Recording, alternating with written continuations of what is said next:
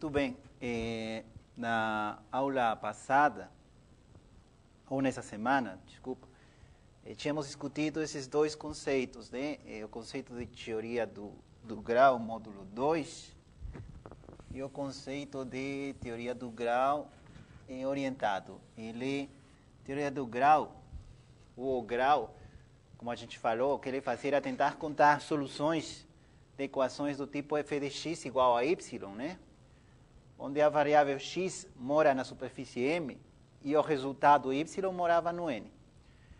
Aí tinha dois contextos, tinha dois jeitos de contar. Um jeito de contar era simplesmente a paridade do número de soluções, que isso acontecia nesse contexto, né? O espaço das variáveis de entrada, superfície M, deve ser compacta, e o espaço de chegada deve ser conexo. Essas são as restrições principais. E para que o número de soluções seja, em geral, finito, a gente pedia que as dimensões das duas superfícies sejam iguais. Então, nesse caso, a gente tinha uma função, né, chamada grau módulo 2, que estava definido no universo de aplicações de classe CK, de M para N, e que dava um número inteiro, né? Um número módulo 2. Né? Cada f, ele gerava o grau módulo 2 de f, né? Aqui nesse caso é parecido, né? A gente, nesse caso, tinha a função grau, que vai das aplicações de classe CK para o Z, que a cada f, né, ele dava um númerozinho chamado grau de f, né? Em ambos casos, esse aqui era, por definição,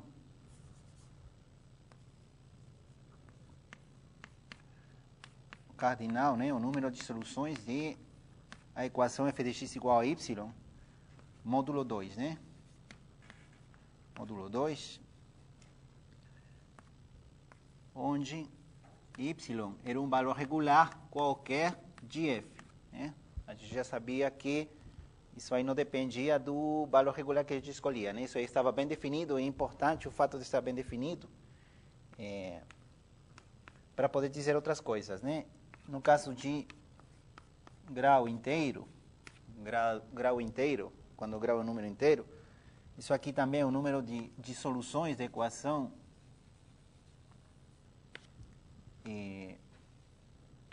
f de x igual a y, mas as soluções aqui são contadas com sinal, né?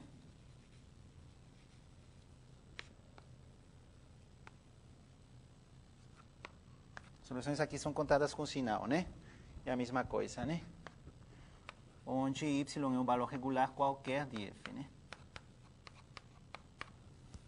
Aí a gente tinha algumas propriedades desse grau, propriedades que caracterizam o grau, né? Que são principalmente essas duas, né? Se f é homotópica a G,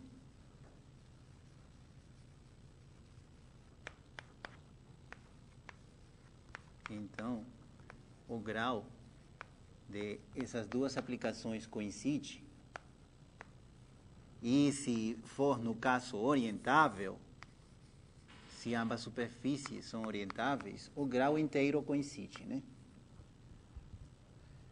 E a outra propriedade é que o grau, ele chama grau porque ele respeita a propriedade multiplicativa, né? O grau de uma composição F composto com G, se a composição faz sentido e as hipóteses permitem falar de grau, né? Eu já falei que essas hipóteses seriam aquelas que compatibilizam com essas que estão aqui. E aí a gente tem a multiplicação, no caso módulo 2 e no caso orientado.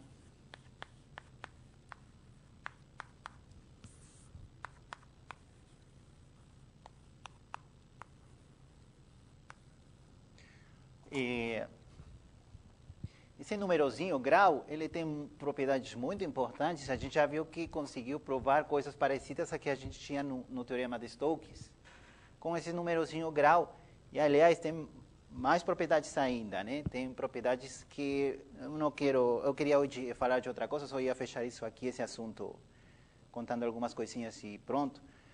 Mas na matéria de topologia diferencial, ou se em algum futuro vocês fazem, eles discutem muito isso, né? Propriedades muito importantes da teoria do grau, por exemplo, são duas ressaltantes, são as seguintes. Primeiro, teorema 1, por exemplo.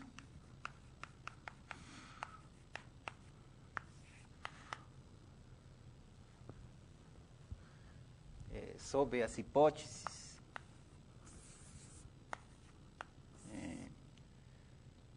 Sobre, nem sei dizer em português. Nas hipóteses.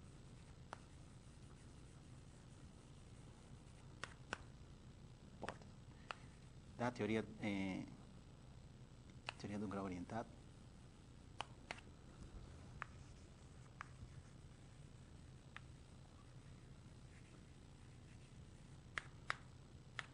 Quer dizer, nessas hipóteses aqui, né? Nas hipóteses da teoria do grau orientado, nessa situação, se ômega é uma, eu vou botar aqui dimensão, né? Por exemplo, n, tá bom? Vou botar n. N é a dimensão, tá? Se ômega é uma n forma sobre n, é uma n forma de classe CK com suporte compacto,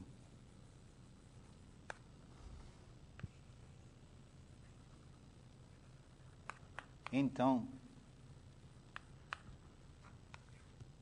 eu posso comparar a integral de ômega sobre m com a integral que ela gera sobre m. Integral do pullback de f de ômega via f por m, é igual ao grau de f vezes a integral de ômega sobre n.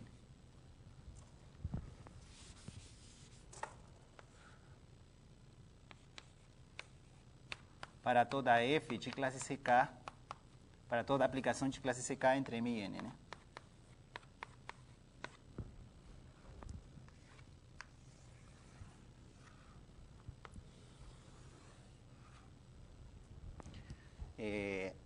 Isso aí não é difícil de demonstrar, não. Tem que usar o teorema de Sard para saber que o conjunto dos valores regulares de f no n tem medida total. Aí a gente tira os valores críticos, integra na parte regular. E na parte regular, em essência, o número de primagens é o mesmo, né? É por isso que multiplica pelo grau. É mais ou menos história, né? Tem que fechar os detalhes. Mas esse teorema aqui dá uma relação muito forte entre as integrais de formas e, quer dizer, o teorema de Stokes e a teoria do grau, né? Por isso que isso aqui é uma das razões pelas quais eles conseguem dar resultados parecidos.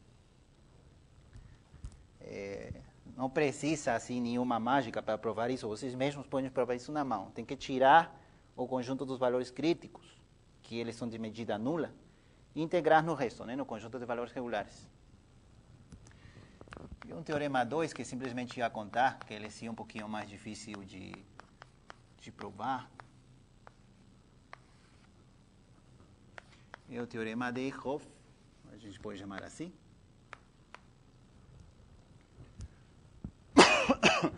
Que ele diz, a gente já sabe que esse grau é um invariante homotópico. Ele só depende da classe de deformação da F.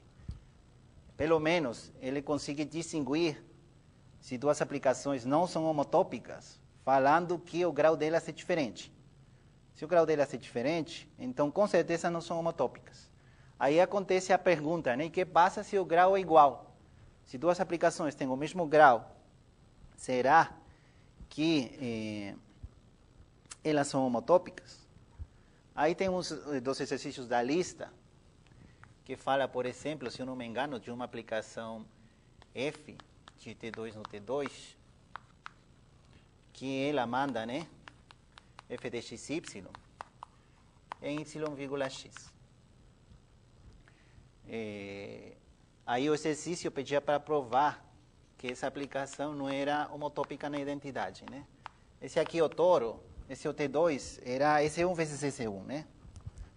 Às vezes esse T2, esse símbolo do T2 aqui na matéria, eu estou reservando para o toro de revolução, né? T2 para mim é isso. Então aqui acho que fica mais claro EC1 vezes EC1, né? Assim que está no exercício, né?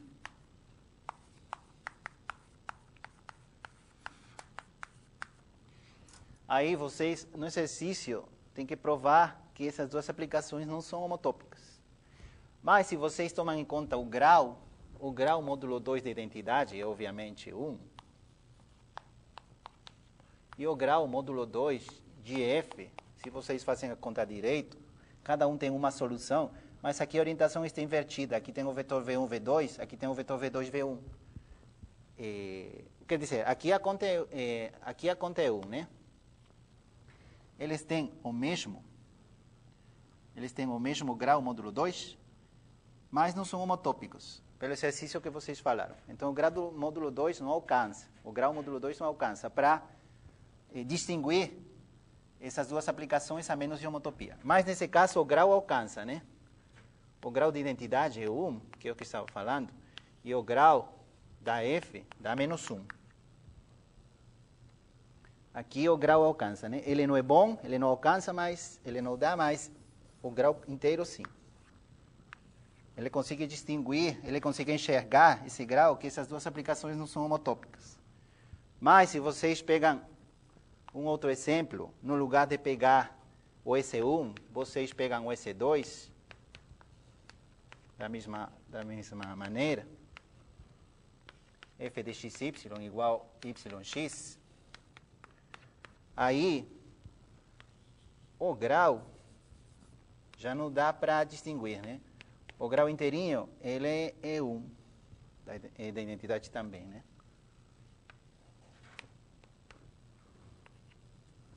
É 1 porque aqui, esse aqui, carinha, tem dimensão 2, ele também, então tem V1, V2, V3, V4, e aqui, como vocês estão permutando, tem V3, V4, V1, V2, mas essa permutação é par.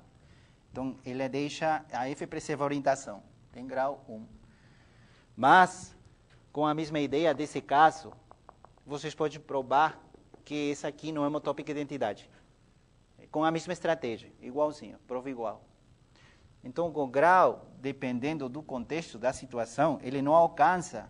É bom para dizer, essas duas não são homotópicas, mas não é bom para dizer que são, né? Se eu suspeito que duas aplicações são homotópicas, o grau não serve para decidir, só serve para descartar. Então, Hopf, ele dá uma resposta, ele dá uma situação particular onde o grau é bom bastante para decidir, que é a situação dessa aqui, né? Se M seja, né? Mn, né? Uma superfície, a dimensão é N, tá? Uma superfície compacta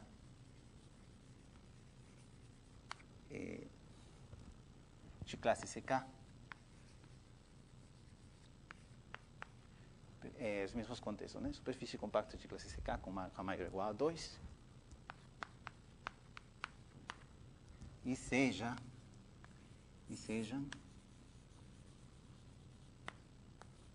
FG aplicações que vão de M para a esfera da mesma dimensão, de classe CK, né?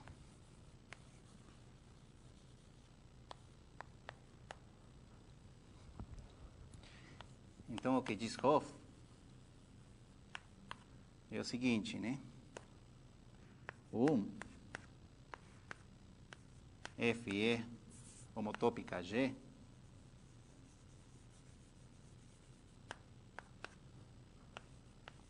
se somente se o grau módulo 2 de F é igual ao grau módulo 2 de G quando M é orientável, quando M não é orientável. Não é orientável.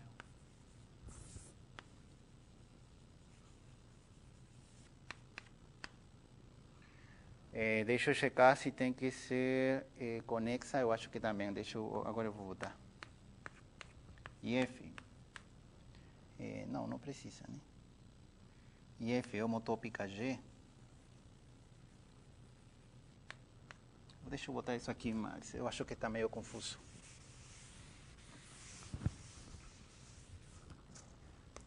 No caso orientável, a gente tem o que tem que ter. O grau define tudo. F é homotópica G.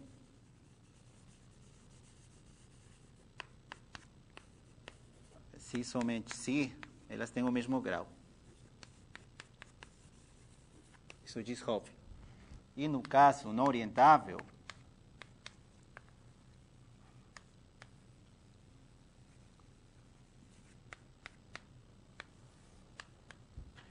F é homotópica G.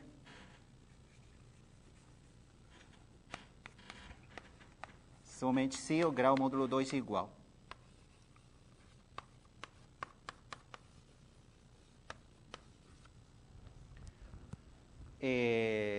Quer dizer que nesse contexto aqui o espaço de chegada à esfera é da mesma dimensão da variedade, né, da superfície. O grau é bom o bastante para decidir se duas aplicações são homotópicas mesmo. Na aula passada eu já discuti a importância de saber distinguir quando duas aplicações são homotópicas, no sentido que a gente, se tem uma função muito complicada para trabalhar, a gente deforma ela um pouquinho para ser mais simples, e com a esperança de que as propriedades da função original na qual a gente está interessado não se perderam na deformação, né? Então, a homotopia é sempre importante saber que propriedades são preservadas por uma homotopia de funções, né? Nesse sentido, o grau faz um papel muito importante.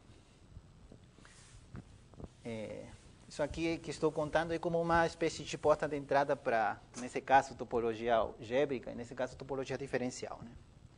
Então, só queria contar um pouquinho isso. Vocês já sabem definir o que é o grau de uma função, e queria contar simplesmente o papel importante que ele faz, né? É só a porta de entrada, né? Vocês olham as matérias de topologia diferencial e algébrica e vão ver o panorama mais completo. E na última aula de hoje, eu queria fechar a matéria fazendo uma unificação de alguns problemas que a gente discutiu no curso. Ele se unifica numa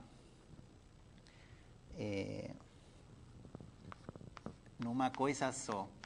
Tem 3 problemas que a gente discutiu, que eles podem ser de natureza bastante diferente, que eu vou apresentar eles de novo, e vamos tentar enxergar esses 3 problemas com um ponto de vista só, que é o chamado princípio de monodromia.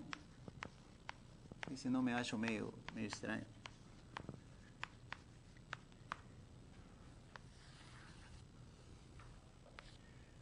Tem outras pessoas que chamam princípio de continuação analítica.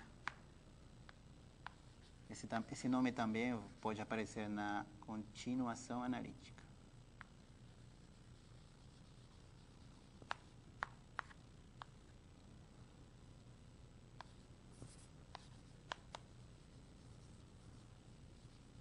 Esse nome também pode aparecer na literatura, porque a primeira vez que usaram essas coisas tinha a ver com soluções de equações diferenciais.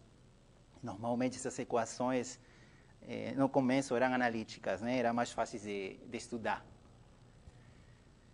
Perfeito. Então, eu vou apresentar os 3 problemas que a gente discutiu ao longo do curso e como eles podem ser unificados nessa teoria. O primeiro problema que a gente discutiu, que tem a ver com essa teoria, é o problema da função ângulo, né?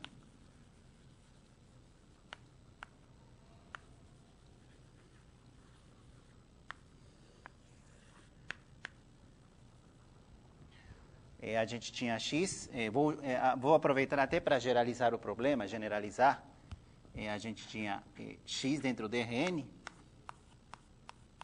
qualquer coisa, e f, uma aplicação que vai de x para o R2 menos a origem, contínua, né? Então, o problema que a gente tinha era encontrar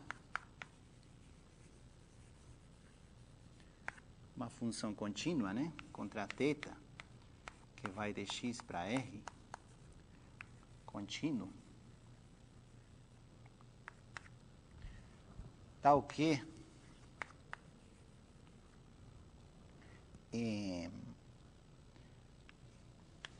f de x é igual ao módulo de f de x vezes o cosseno de θ de x, vírgula, seno de θ de x, né? Vou botar isso aqui no centro.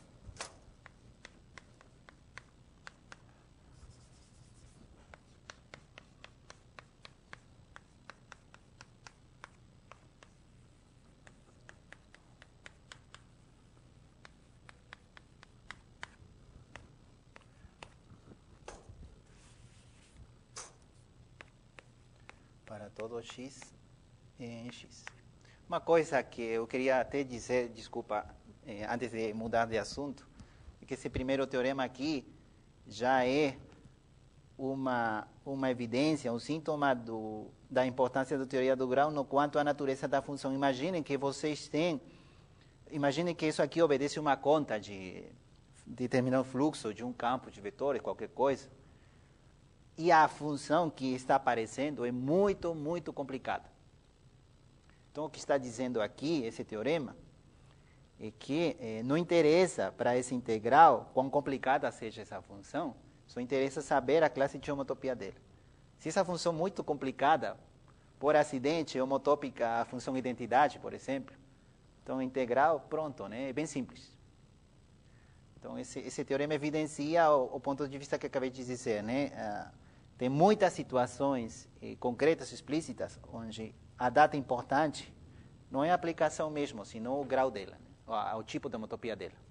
Tá bom? Tinha esquecido de falar isso, queria até falar, desculpa.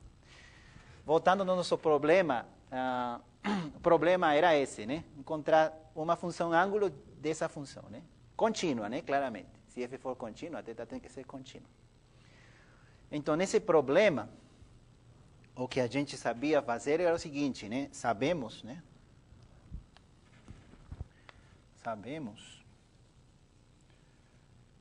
que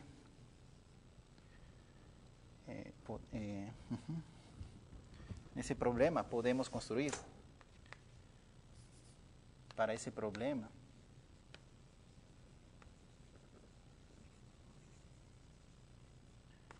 podemos construir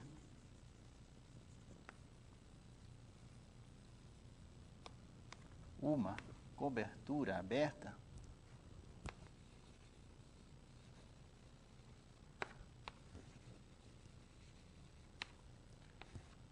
U sub lambda, esse índice lambda não gosto muito, mas tudo bem, é o que eu uso o livro, de x, tal que em cada aberto lambda,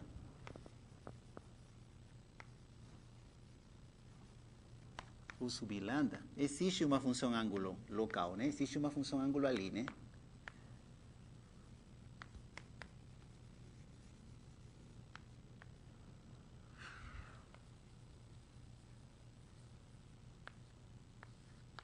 Θ sub lambda de... Eu não fico muito confortável com esse índice. Se vocês me dão a licença de mudar, o livro utiliza esse índice, mas para as coisas que eu quero fazer, eu vou utilizar outro índice, alfa. Desculpa aí, mas senão eu vou ficar misturando as letras toda hora. Então aqui o alfa, né?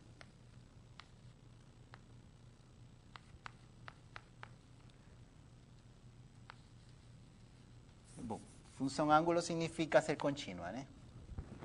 Por definição, uma função ângulo é isso aqui, né? Uma função contínua que faz isso. Então, a gente sabe fazer isso, né? É simplesmente, por exemplo, em torno de cada ponto, a gente pega um aberto cuja imagem cai numa bola ou numa dessas regiões do R2-0, onde dá para definir a função ângulo, né? Por exemplo, esses planos menos os raios positivos que saem da origem, né? Então, por exemplo, se aqui está f de x, simplesmente pego um raio que não bata no f de x, e aí tem uma bola onde tem a função ângulo, né? Então, essa cobertura a gente consegue fazer. Aliás, né?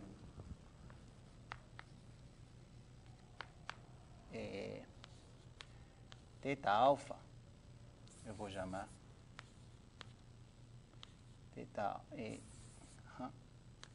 N, pode ser N, né? Teta alfa beta, vou chamar assim, que por definição igual a teta beta menos teta alfa, pertence a 2πz, né? Certo? Vou botar x, né?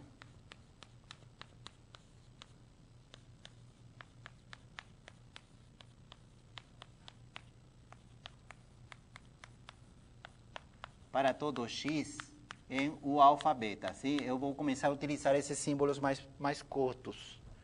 O alfa beta significa o alfa interseção o beta. Vou começar a usar porque vou ter o alfa beta gama. Vou intersecar 3 ou 4 abertos, então para não ficar muito comprido, vou usar esses símbolos mais curtos, tá? Perfeito, a gente tem isso, né? Então, a gente tem numerozinhos nas interseções. Nas interseções, a gente tem numerozinhos inteiros, né? Observem a propriedade importante desse carinha que eu quero definir. Isso aqui como função, então, acaba sendo uma função localmente constante. É uma função localmente constante. Né?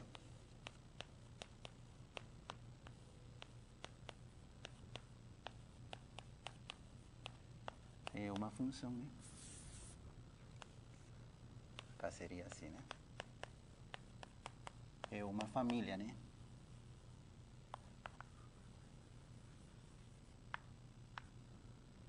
De funções localmente constantes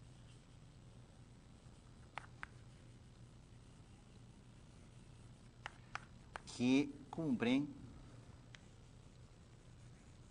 De momento, isso aqui, a coisa que eu vou botar aqui não é relevante para a solução do problema, mas vai ser relevante para o enunciado do teorema que vai resolver o problema, tá?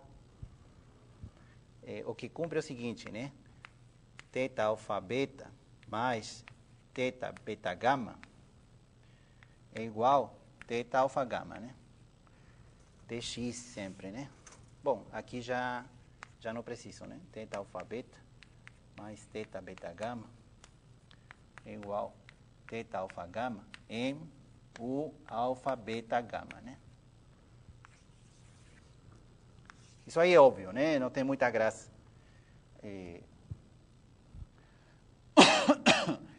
Eu vou fazer melhor, né? Como é localmente constante, vou tentar botar n, né? Como sendo um número inteiro. Vou tentar botar n, tá? Até para separar esse n da natureza do ângulo, porque isso aqui é um número inteiro que não diz nada. É um defasamento, né? É uma diferença de duas variações de função ângulo. Então, um número. Aqui n, tá? Vou botar n. Eu vou distinguir a natureza dessas coisas. N alfa beta mais n beta gama é igual a n alfa gama em o alfa beta gama. Quer dizer, a gente sabe provar isso de maneira óbvia, entendendo que esse n alfa beta é uma diferença dessas duas, esse aqui é uma diferença de outras duas, e a soma dessas diferenças dá isso aqui. Mas, se esses números, eles não conhecessem a origem deles, imaginem que vocês têm todos esses números, né, ou funções localmente constantes.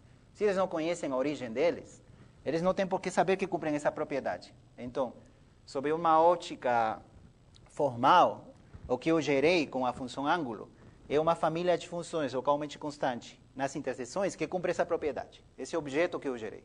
Tem uma família de funções localmente constantes nas interseções com essa propriedade. Agora vem o jeito que eu vou apresentar para resolver o problema. Se existisse uma família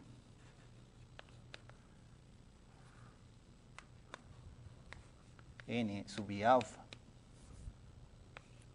de u sub alfa para 2πz, essa lei que está aqui é como se fosse a lei de logaritmos, né? Logaritmo de alfa em base beta vezes logaritmo de beta em base gama e logaritmo de alfa em base gama, né? Esse aqui o mais é a operação do grupo, né? Porque a coisa é aditiva, né? Mas logaritmos, sei lá. Depois eu vou discutir isso melhor. Se existisse uma família aqui, quer dizer, uma função localmente constante em cada aberto, ou se os abertos fossem conexos, um número em cada aberto, né? De funções localmente constantes.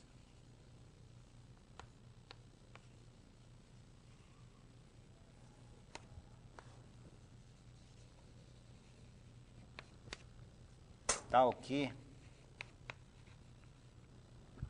n sub alfa beta é igual ao n sub beta menos n sub alfa em u alfa beta, né, para todo índice, né?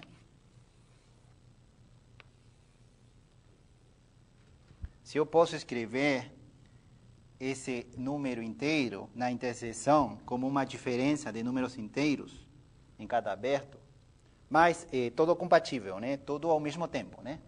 Porque numa interseção eu consigo, né? Se aqui tem o número 1, aqui eu escrevo como 1 menos 0, por exemplo. Mas aí tem outros abertos, tem que ser um sistema compatível, tudo em simultâneo, né? Bom, se eu tivesse uma família desse tipo, então o problema da função ângulo estaria resolvido, né? Então a aplicação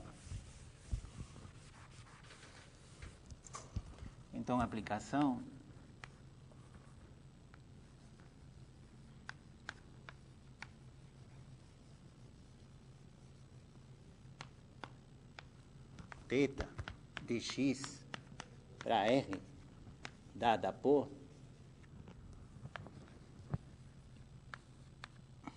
θ de x igual ao θ sub alfa de x mais, acho que é menos, aí a gente checa menos n sub alfa de x, agora a gente checa, né? X pertence, isso aqui vou remarcar também, θ de x, dois pontos, igual θ sub alfa de x menos n sub alfa de x, x em o alfa.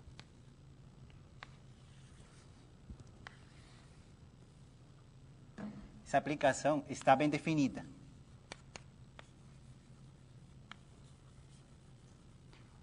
Ela está bem definida, tá, né? Porque, segundo a definição, para definir ela, tem que pegar um aberto onde ela pertence e checar essa diferença. Aí tem a chance dela morar em dois abertos ao mesmo tempo.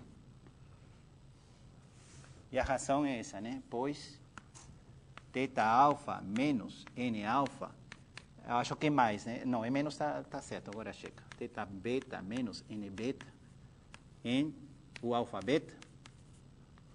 E aí tá certo, né? Aqui fica θ alfa menos θ beta, que é n alfa beta, e aqui fica n alfa menos n beta, que é n alfa beta, né?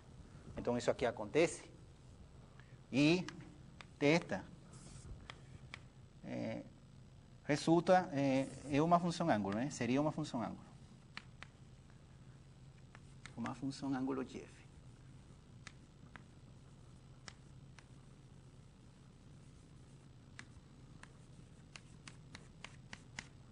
Tá certo? É função ângulo porque o cosseno e o seno são iguais aqui localmente, né? Porque isso aqui pertence a 2πz.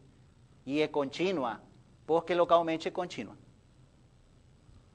Então, só queria deixar claro isso, né? O problema de resolver, de tentar achar o ângulo de uma função que vai no plano, uma função não nula que vai no plano, é um problema de, eu não sei dizer a palavra direito em português, tentaria dizer, um problema de defasamento. Existe? Defasar. É um problema de defasamento, né? Eu tenho dois ângulos locais, mas aí tem uma diferença, um defasamento entre eles, né? Os ângulos locais, eles não conseguem colar direito, porque tem um defasamento entre eles, que está codificado nesse grupo 2πz. Esses defasamentos, porém, eles não são qualquer coisa, né? Eles têm uma espécie de compatibilidade entre eles, né? Eles cumprem essa lei. Isso aqui está dizendo que o defasamento de alfa para beta mais junto com o desfazamento de beta para gama, é a mesma coisa que olhar o desfazamento de alfa para gama, né? Eles são compatíveis. É uma espécie de condição de compatibilidade. E a proposta de solução diz que se a gente conseguir corrigir esses desfazamentos em cada aberto, então consegue fazer uma aplicação global. Esse é o problema 1. O problema 2, que eu ainda não disse como a gente vai fazer isso, né? Isso trata o princípio, né? O problema 2 que a gente discutiu também no curso é o problema da primitiva, né? Primitiva de formas. A gente passou metade da matéria tentando entender formas fechadas versus formas exatas. Então, o problema aqui é fácil, né? Eu tenho M, superfície, né? De classe CK. E K maior ou igual a 1. Maior ou igual a 2 para poder falar de formas de classe C1. E eu tenho ômega, forma sobre M, né? Forma fechada de classe C1.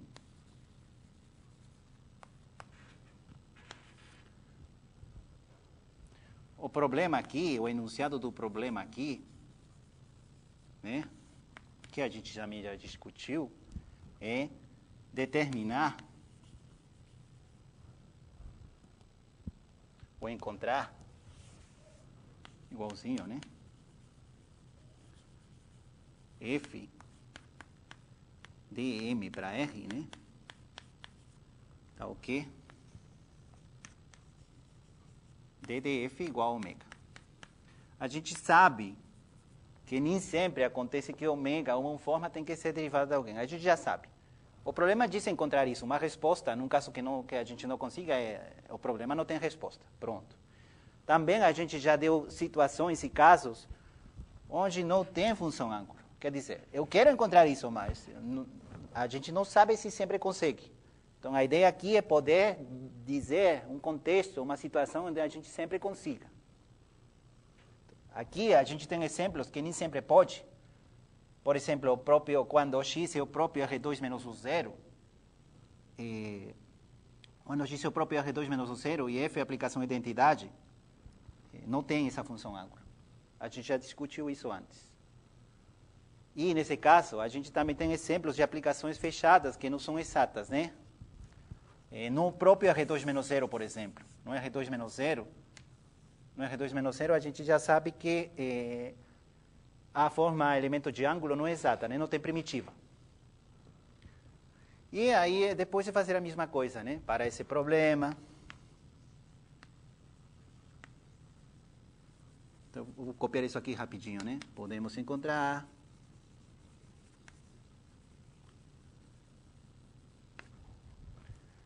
podemos construir, né?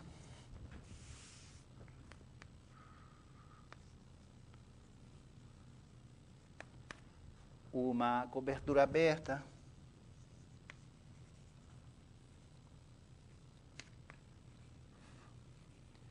e funções. Nesse caso seria uma cobertura aberta, vou botar o nome, o subalfa.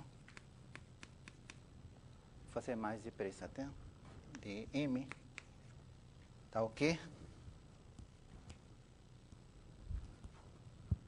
E funções. Vou definir diretamente, vou fazer mais rapidinho. F subalfa, G subalfa para R. De classe C1, ou C2, sei lá. Mas, tudo bem? Tá ok? Diferencial de F alfa é igual a ômega em 1 alfa. Tá? Estou tentando fazer igual. A gente sabe resolver o problema da primitiva localmente. Localmente a gente sabe fazer isso. E acontece o mesmo de ali, né? De ali. Aliás,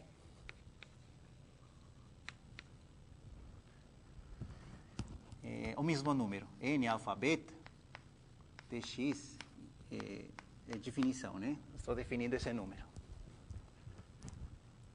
Por definição,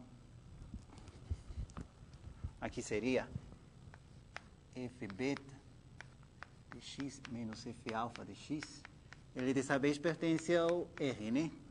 É constante, né? Eu vou dizer isso aqui.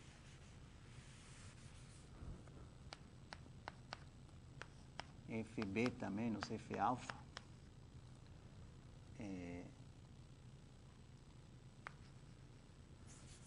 é uma função localmente constante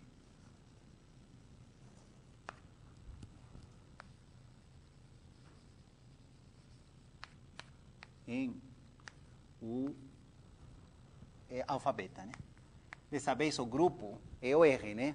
São os números reais. O grupo que interessa. Aqui o grupo era 2πz, né? Aqui o grupo que interessa são os reais. Bom, então a gente tem essa família de objetos. Aí já não vou escrever mais, vou fazer mais depressa, tá? A gente tem essa família de funções localmente constantes. Né? Família de funções localmente constantes.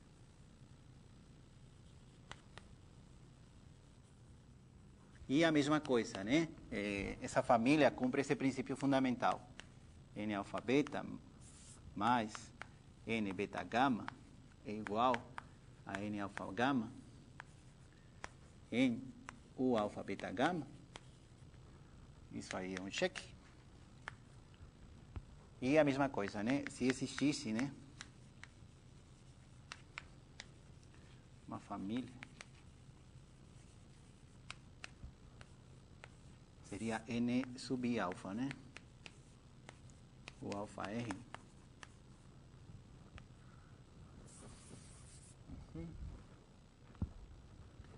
De aplicações de funções localmente constantes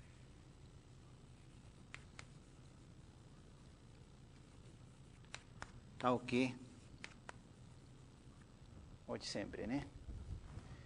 N alfa beta é igual ao N beta menos N alfa em o alfa beta. Então, a aplicação da função,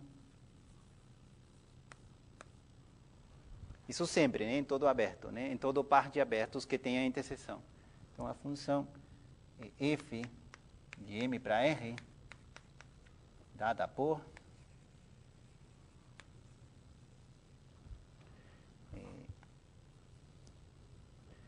f de x igual, ou dois pontos igual, né? F alfa de x menos N alfa de x, com N pertence ao alfa, está bem definida.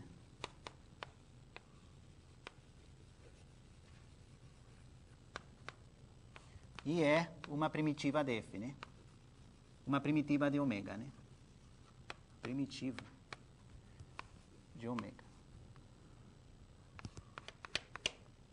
Então, tem esses dois problemas que têm a mesma ótica. Tem o mesmo jeito de enxergar, só que dessa vez, quer dizer, temos famílias de funções localmente constantes com valores em um certo grupo, né? Aqui o grupo era o 2πz e aqui o grupo era o R. Mas o problema é o mesmo. Temos famílias de funções localmente constantes com valores em um certo grupo e a gente quer encontrar, a partir dessas famílias, uma nova família que gere essa família daqui, né? Segundo essa lei. E se a gente encontra essa coisa, nosso problema fica resolvido, né? Está resolvido. E o último exemplo, que eu vou escrever mais depressa ainda que esse aqui, para não chatear muito vocês com todas essas histórias e passar ao teorema. É um terceiro problema que também pode se codificar assim, né? Problema 3 seria a orientação de uma superfície.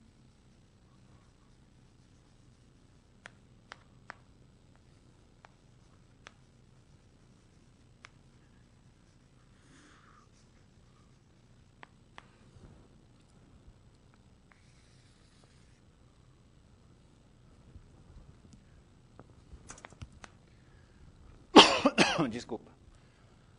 Então, M tem, o contexto aqui é M, uma superfície de classe CK. Aqui pode ser K maior ou igual a 1.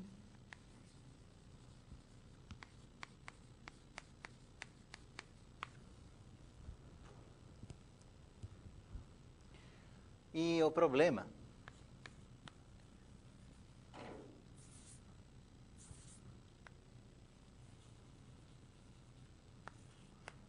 aqui é bem simples, né? Orientar M.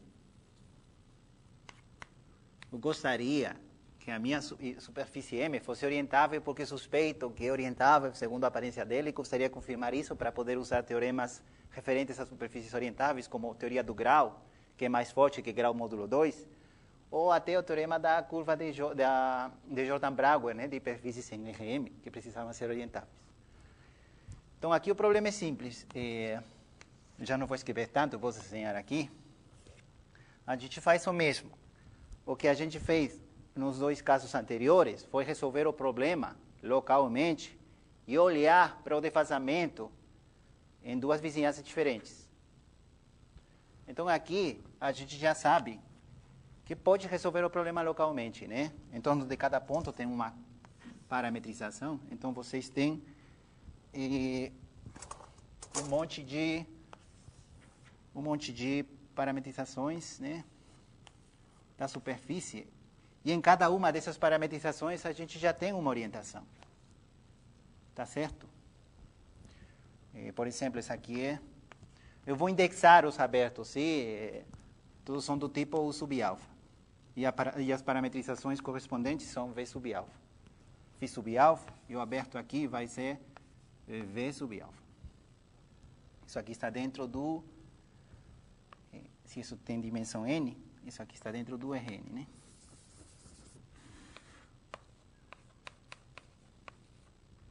Tá certo? E aqui tem... E a gente sabe orientar aqui. A orientação em cima desses pontos é simplesmente a orientação da base canônica levada pelo difemorfismo φ sub alfa, né? Então, em cima de cada um desses pontos tem uma orientação de O alfa. O problema é que eu gostaria dessa orientação estendê-la globalmente. E aí temos que checar o que acontece quando a gente passa de um aberto alfa para um aberto beta. Dessa vez, aqui é B beta, né? V beta, Rn. E dessa vez, o carinha aqui, o que pode, por exemplo, se o determinante da aplicação de mudança de coordenadas, quer dizer, se o jacobiano da aplicação de mudanças de coordenadas, que está aqui, seria Xi, né? Nunca sei esse nome direitinho. Xi alfa beta.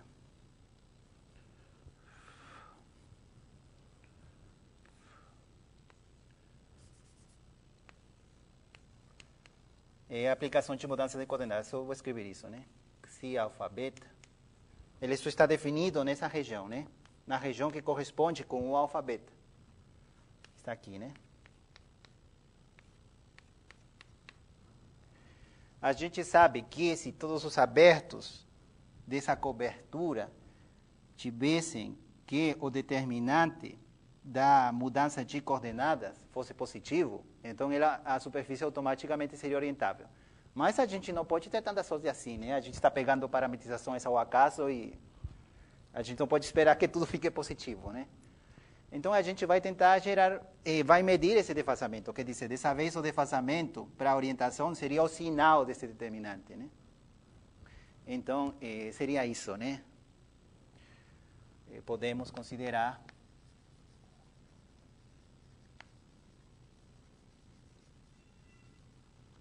Então, a família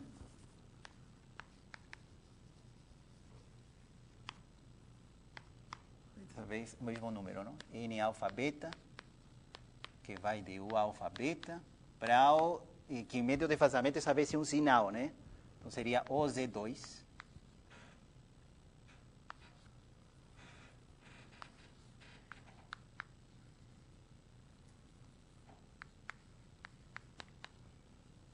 de aplicações de funções localmente constantes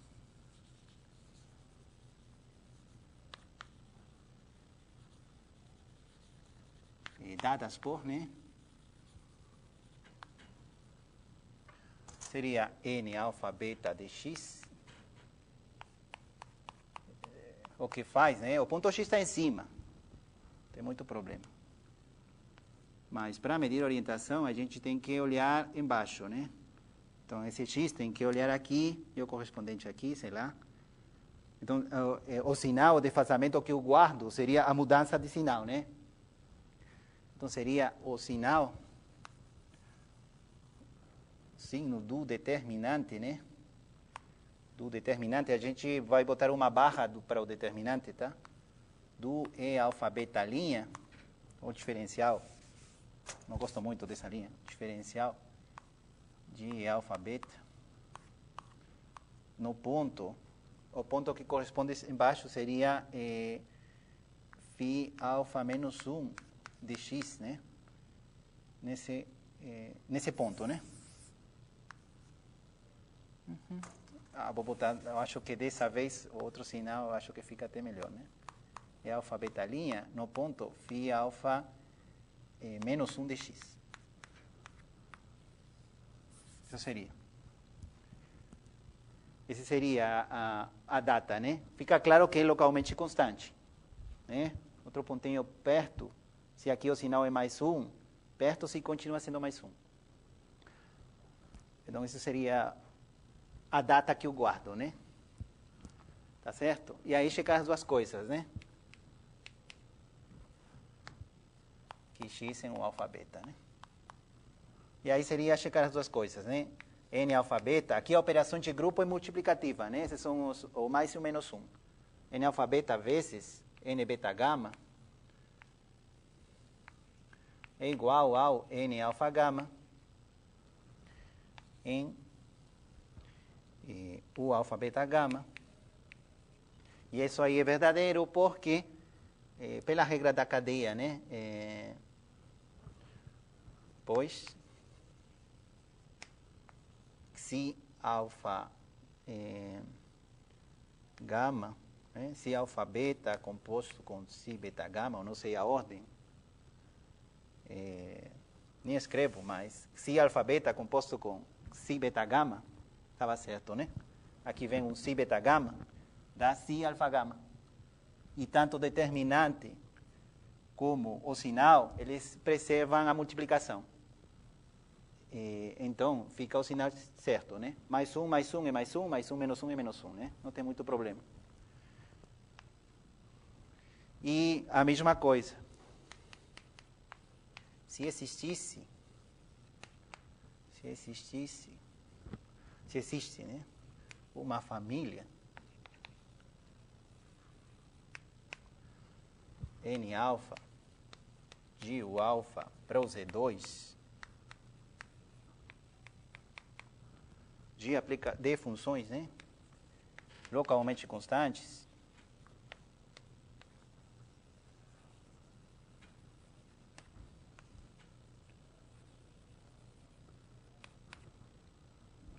tal que acá seria a diferença, essa vez vira uma divisão, né? Multiplicação pela inversa, né? Seria N alfa beta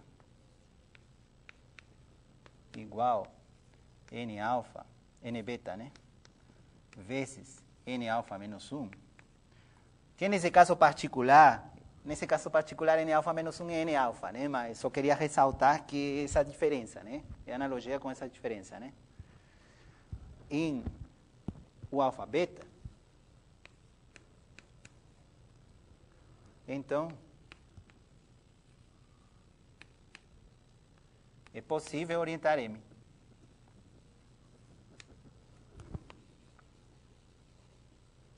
Como é que eu faço? Da maneira mais óbvia, né?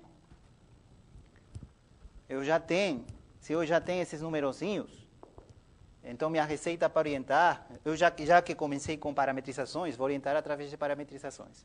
A receita é a seguinte: se o numerozinho que corresponde a alfa é 1, eu deixo essa parametrização. E se o numerozinho que corresponde ao beta, por exemplo, é menos 1, eu vou compor essa parametrização com uma reflexão, com uma coisa que inverte a orientação, né?